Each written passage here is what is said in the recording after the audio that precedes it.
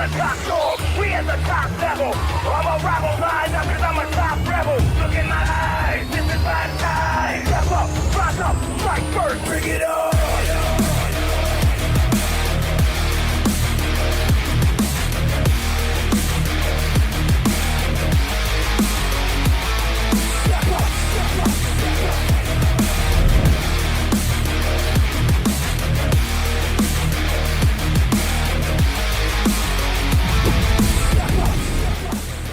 All right, fight fans, here we go. Now in the cage, the co-main event of this evening, 3 rounds of mixed martial arts for the SparStar Promotions interim Bantamweight title. Once again, our referee in charge of this bout, George Gallegos. And now, introducing to you first on my left, fighting out of the blue corner, he is wearing red and black trunks. He is training out of Team Body Shop in Long Beach by way of Downey, California. He weighed 135 pounds. His record 5 wins, 4 losses, with 3 wins coming by way of stoppage. Ladies and gentlemen, introducing Lucas Brown. His opponent across the cage on my right, fighting out of the red corner. He is wearing red trunks trimmed with white. He is training out of Sityatong, Los Angeles, by way of Riverside. He weighed 135 pounds. His record 3 wins, 1 loss, with 1 win coming by way of knockout. Ladies and gentlemen, introducing Zain, Mr. Teran. Once again, our referee in charge, George Gallegos, to give final instructions. Okay, gentlemen, we went over the rules in the dressing room. I expect a clean fight. Obey my commands at all times. Do you have any questions from the red corner? Questions from the blue corner? Judge Cleverly walking on fighting.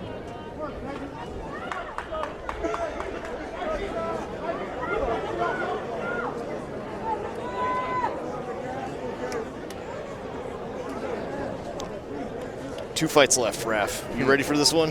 Ooh, been waiting for this one. I very much like both these guys. So we're just waiting and hoping for a good fight here tonight, John. And we are underway. Whoa. Nice connection here. Yes. Lucas just with a snappy 1-2. He's connecting multiple times on that chin. Teran, I think, even though fighting out of a famous Muay Thai gym, it seems to have his chin up just a little bit and a little less head movement, which can be something that can happen with Muay Thai fighters coming into MMA. Can't have quite the same head movement that you do in boxing. Of course, you don't want to get kneed or kicked to the head. Yeah. One thing to note, though, Zain definitely coming from a very strong group of striking gym pedigree, but for him, you know, he's a very undervalued jiu-jitsu guy as well. Like, he's had some great jiu-jitsu moments, and that's really where the base came from for him. He's setting up an armbar right here. Yes, he is. Yeah, they've got the crook of the elbow over the right glove of Lucas. And it's tight. That was a good grip initially to get. Lucas is really, you're noticing, he's not moving as crazy here because he kind of understands Zaid's really trying to clamp that down. Yeah, and also Zaid's got the right overhook too, so if he hips out to that side, he can also attack that arm as well. But I think he's more trying to telegraph that right overhook and then attack the right arm of Lucas instead. And sometimes even people will give you a preview where they'll open up the legs and you start wondering how they're going to swivel those hips to try and lock up an armbar. It's not a perfect science, but you do get sight sort of signposts. The referee, I think, seeing enough where they were inactive there and says, let's get back to work on the feet. Love this camera angle. Thanks, guys. Super cinematic there. And once again, look at the amount of times that Lucas has hit on that chin. Multiple times, connects.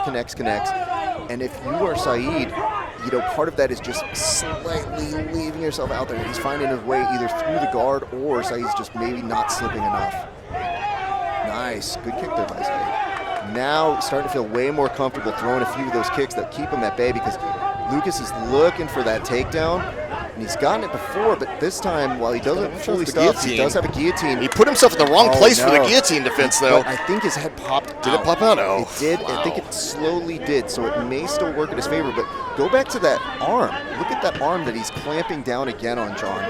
He must really love that armbar setup, and he is holding on to it for dear life. Yes. Now, to finish that armbar, he's got to get perpendicular to Lucas. And that's what Lucas is trying to stay squared up to him as much as possible. And it looks like there's not so much movement, but that's Lucas just keeping himself safe. So let me go through this as well. You know, Lucas is somebody who I've always admired his fights. We're very friendly. I've actually interviewed Saeed, I want to say within the past few months from his last performance that he had. Incredible fighter, really good at what he does. And what I noticed about his jiu-jitsu when I did get the opportunity to train with him is, I was like, you know, I don't always get the chance to see you doing this because, you know, you're all over the place. You can hold your own in the striking. What I do love about Lucas, though, is early on he got those takedowns on somebody whose jiu-jitsu is undervalued. So now we're at a foot race. We're at who can outperform each other with just a little bit of an edge. If you're Lucas, you know, you got to commit more to those takedowns. You know, it's a little hesitant on them, and he's got a clean entry, or at least is getting to that single leg multiple times in that grip. Meanwhile, if you're Saeed, maybe at this point, it's not a bad idea to go to those close guard armbar attempts, but on the feet, just be a little more cautious on where you're leaving your chin out. I wonder if it's the stance switching from Lucas that's throwing Saeed off on the feet a little bit, because we'll see. Oh, there. Seemed to have found his range. Yeah. And then dropping down into a snatch single. He's keeping his head low, but nice. Finishes that really. Yeah. If somebody's good at arm bars, see that knee that he pushes up, you want to kill that as soon as possible. I think for a split second, Saeed was looking to attack that outside arm. He didn't have much leeway because they're pushed up against that cage. Yeah, nearly like a Troy bar, but just couldn't make the angle. Here he's got a great overhook, and he's hipped out to the side. He can really attack triangles and arm bars, and he's going for the triangle. Yeah, if he can get his leg, the back of his knee, over that right shoulder of Lucas, but Lucas is very wise to that. Nice shoulder checks. Yeah. One thing for Lucas I do want to be very cautious of is if you're gripping so far underneath like a body lock, that is sometimes a gift to somebody who's trying to play very aggressively from guard. So in essence, you want to use it for a few seconds and then maybe find your way back out. Because look, that hip swivel that he is attempting to do is letting you know he wants to finish this with your arm intact. And you were pointing out a very nice thing, which is the triangle attempt wasn't terrible, and here we see it again, John. Yep, and this is the one that he was going for. Nice slip out there by Lucas. Gets his head out of there. Nice. Oh. Those connected, and those landed very well. This is the danger of being on bottom of close guard in MMA, is that if the fighter that you're going against is good ground and pound and they're used to being in the close guard and just peppering you, it can be a nightmare down there. This is the one thing I don't love about this. I think you're seeing a little bit of blood here. I'm trying to figure out if that is coming from Lucas or from Saeed. The one thing I want to point out is it is difficult when you rain down those punches that look like they have some force, but then you go immediately back into the guard, which has proven to be very effective. But this is better. Staying in that high position, the real key is don't get swept. If you were there, that was a nice. Yeah, nice Lucas was stacking him, but then just kind of got a little overcommitted, but it goes right back to it. Here's stacking him, moves to north-south. He's got to be very throws careful. himself into a triangle, There's though. a lot of time here. Yep. And if you're Saeed, yes, rain down those punches if you can. Lucas really has to take his time. That's a decent grip, but he has to posture out immediately and check where his arm is. That's a real big tell, because it's not necessarily fixing that out. You really want to be able to pop your head out. This is still playable. Yeah, Saeed should put his foot on the ground and hip out to his right side.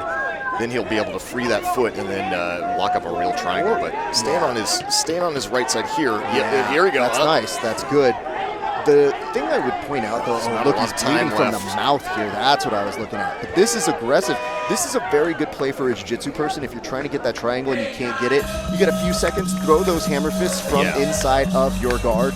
Legitimately, that is a way to make that a very difficult round for the judges to score, because potentially it could be 1-1. And if that's the case, you are being active with your guard, where maybe in the first round you were just holding on to it and it wasn't as aggressive. So now, we talked about a foot race. We're getting closer to the finish line. The real question is, if it goes to decision, who makes the bigger argument that they deserve that title right there? Being held by our ring girl of the year, JC Marie. But the thing to me, John, is this. This is a game of inches now. Everybody's got a claim of doing something pretty good. But the bust of the mouth for Saeed, if that did happen, the damage is a pretty convincing argument. So now we're looking at very, very small technicalities that decide whether you take home a championship or not. Yeah.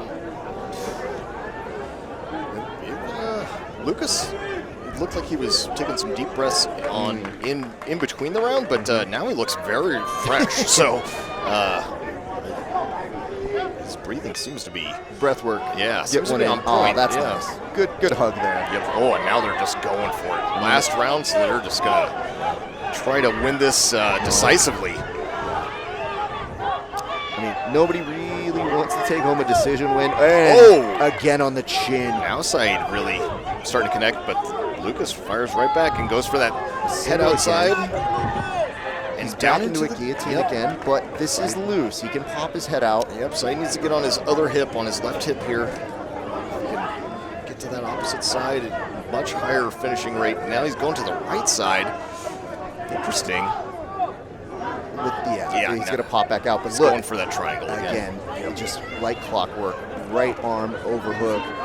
And now he doesn't have it as much. Now see, if you don't have that underhook, or that overhook, that's where you let Lucas start trying to hit you from inside of the guard as well. Yeah, he looked like he was shoving his Lucas's arm. Arm? Oh, maybe trying to. He's trying to go for the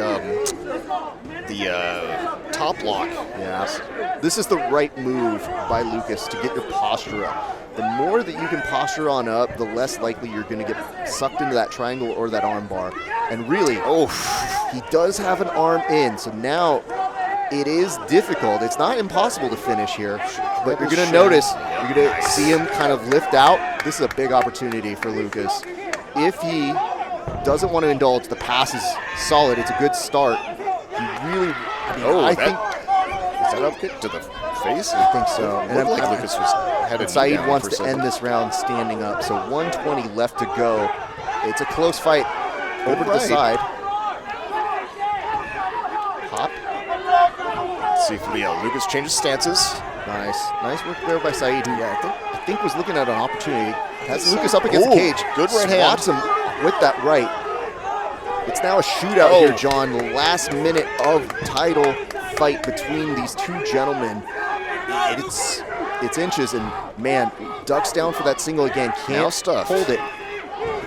Now Saeed's going to drag him down. Might be going for an anaconda here. Absolutely. Might switch to a Darce as he goes to his side. It's a decent start, but I think it's going to be hard to finish in that particular stance.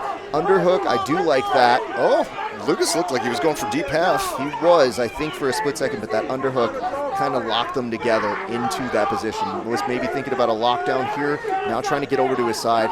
Now I think I see on his side, Lucas might also be busted up on the inside of the mouth. Hard to tell. I think if you're Saeed, you probably want to try and get some more strikes in this position, because you ending on top and having a strike finish, even if you didn't fully win the round in your head, it's a close round, and you want to leave that last impression, because now it's about to go to the judges. And nope, that's going to finish the fight. A very back and forth affair by these gents. Curious to see how they score this one. Margins, John. It is close. Yep. And, sometimes it's into preferences.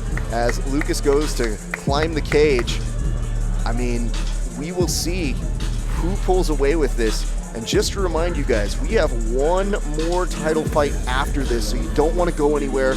We've got you guys covered. I'm going to go interview whoever won this beast right now. But major props to both those boys. Yeah, they should both be putting their hands up. That was a fun one to watch. Yeah. Here's some replay action.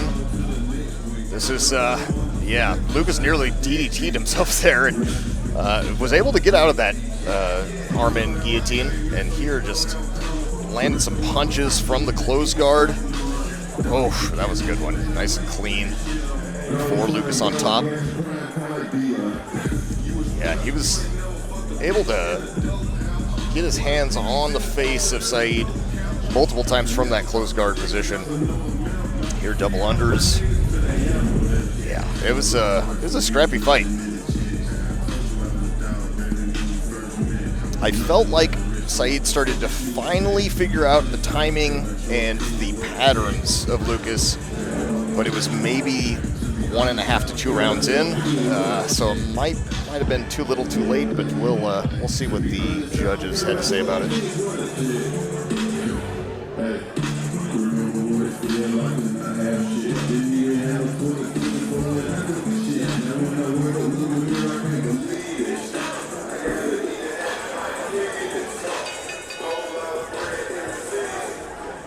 Ladies and gentlemen, after 3 rounds of action, once again, let's give both fighters a big round of applause. Ladies and gentlemen, after 3 rounds of action, we go to our scorecards. We have our decision. Judge at cage side, Glenn Paulson, scores the bout 30 to 27, while both judges cage side, Amin Nash and Matthew Beamick, score the bout 29 to 28 in favor of our winner by unanimous decision. They are the SparStar Bantamweight interim champion, Lucas Moran!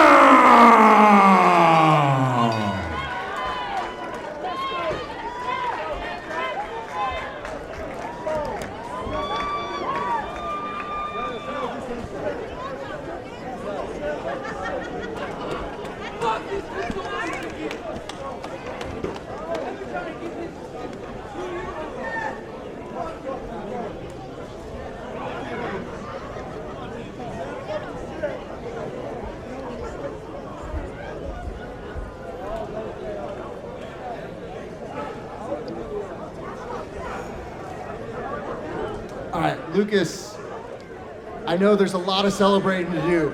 You have been yelling for the last 20 seconds. This took so long. But sometimes the wait is worth it. Was it for you? God's timing is the best, man. Look, it's gonna be a long interview. I'll be honest, I didn't know what I was gonna do. I was on a 3-fight losing streak. This fight came up, I took it. SparStar, I love them so much. They give me opportunity after opportunity no matter what. And I want to thank my family and my friends that came, the people that never gave up on me because I was on a losing streak and I had to fight my heart out to win this one. And man, this is just a blessing. At the end of the day, this is a belt, but this ain't the actual one. We all know who the champ is, ducking me. He's been ducking me since we first fought. I whooped that ass all that fight and only a judge gave it to him the round. So Mateus, you already know what's up, boy. It's me next. You can't run for me no more. You know what? Let's talk a little bit about the performance here today. You guys went all over the place. It was tense. And what I liked about your ability, you were finding that chin, that button multiple times. And then when it looked like he was trying to lock up those submissions, great awareness, great ability to find your fight. What do you think was the difference maker for you this evening? Man, just, honestly, I think I have the fastest hands in the bantamweight division. It's hard to get past my speed and my accuracy. My ground game is, it's not the best, but I can keep up. I keep up with brown belts, almost black belts not submitting me, and I'm just a blue belt, about to be a purple. I hope I can get a purple now, but, it's all to my coaches. But yeah, I got a striker, no one ain't gonna outstrike me. And if he's a striker, I'm gonna just take him down. I got the skill. I am the fucking best. I'm the best. When I'm 100%, I am the best. Good for you. Notoriously not a good way to get promoted, though. Let's talk about this.